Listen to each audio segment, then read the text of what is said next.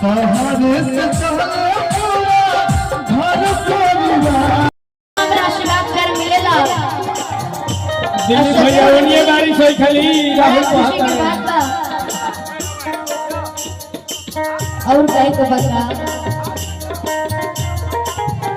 बाजे घर या तो लोग भैया तो हरा मन हो या पूरा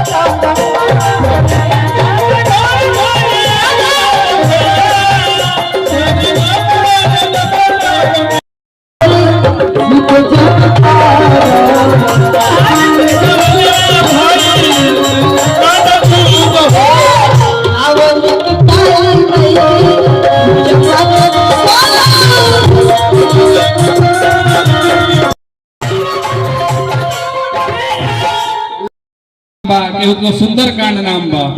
सुंदरकांड से पहले एगो चौपाई बा, कोशिश करब कि बोल दी। एगो जानतन केवन नाम बा, अगर त्रुटि हुई तो आप सबसे क्षमा प्रार्थी बने। एगो जानतन केवन नाम बा, कौन